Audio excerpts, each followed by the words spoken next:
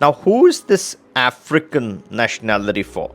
People who want access in Mercosur region, right? So I'm coming back to the CPLP and ECOWAS nationality, the trump card of all programs. It's a citizenship by exception. So there are two citizenships that I'm going to stay away from, run away from those type of citizenships. One's going to be in Africa.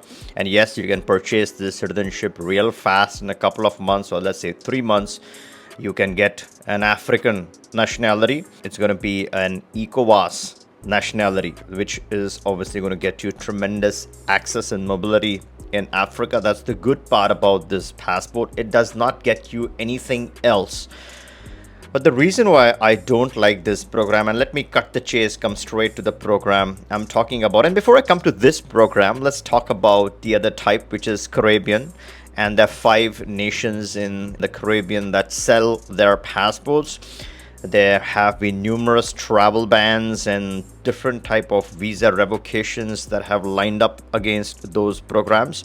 Some of them might be okay, but most of them, I would say, are absolutely trash. And none of this is immigration advice. This is purely my own thoughts about these options. You should always consult an attorney and then make your decision. Now, I personally would run away as fast as possible from most of those options, because eventually the future is very negative. The future is very bad. There are a couple of things that they have gotten wrong. One is that, of course, the Western countries are terminating all the access. The mobility is going to be nothing meaningful. Most good countries are going to revoke their access from those passports. Those countries I have never seen most of those countries support their citizens. When it comes to taking the money, they'll grab as much as they can. They'll keep increasing the pricing.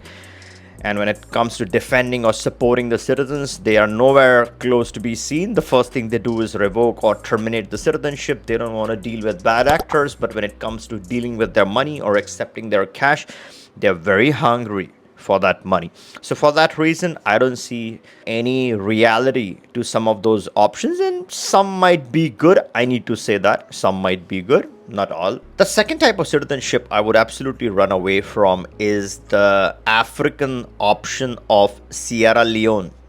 This is a CBI program. It must have been designed in a certain way. The biggest problem I particularly have with Sierra Leone is it's extremely overpriced. I think the real worth of this nationality should be 50 to 75K at best. Anything above that, right? 140, no way. I would not, and I personally would not look for it. Other people might think that that program is great. I think 140K is tremendously or significantly overpriced for what it offers. What does it offer? It's a very poor or a weak passport, so it does not offer mobility.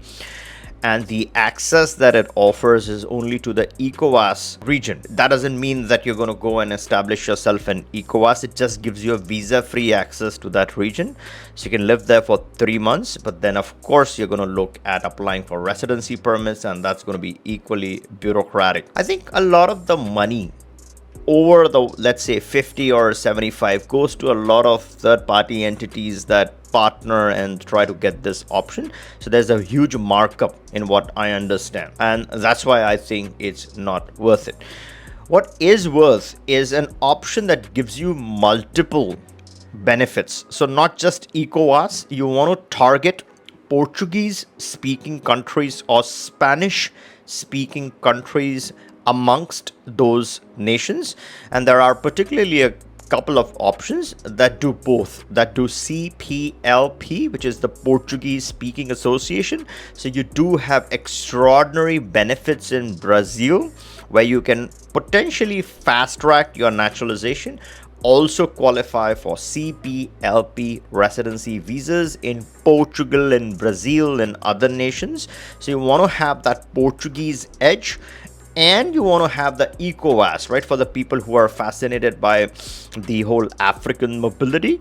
And there are a couple of countries in that vicinity which do have those features. So let's say getting a citizenship by exception, and we do specialize in one or two such countries, we are able to get for our clients a citizenship by exception, and this is through direct liaison with those governments, and it's not a publicly marketed CBI programs. The problem with CBI programs is that too many cooks in the kitchen drives the price very high. The program that I'm talking about, the CPLP plus ECOWAS, that program is at the fraction of the cost. It's much lower than, let's say, something like a Sierra Leone, and absolutely nowhere close to the Caribbean options. Now, some people might think, you know what, I don't want a citizenship by exception, I want an established CBI program. Is nothing left?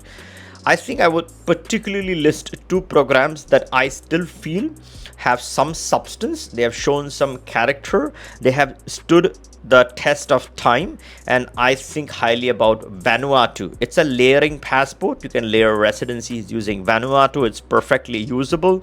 Countries recognize that passport very well, and you can freely travel and use that nationality for mobility. I think it has stood with its citizens. Yes, it might have lost a bunch of access, but then I think that's more stable and much better program than some of those Caribbean options. The second program that I feel a CBI can still be done is Nauru. Nauru has some good access, some decent access. It's a fresh program. It's a new program. It's sort of a mirror image of Vanuatu. If you ask me which is the better program to select, I would any day say Vanuatu is a better program. And again, I'm not saying this as immigration advice. I'm just saying what I would do if I had the choice. The reason why I say Vanuatu is much better than Nauru is because you get $50,000 back from the investment that you do in Vanuatu. So it's a real citizenship by investment, is a portion of your investment that you get back. The effective price becomes a lot lower if you have a larger family. So if you have, so for people with more family members, Vanuatu might be an economical solution in the end. Now, who is this African nationality for?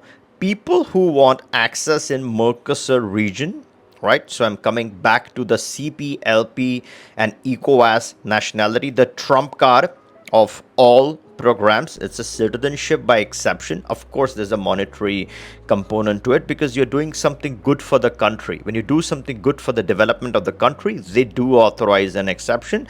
And that option is good for people who want privacy in their life. They don't want interference with other governments.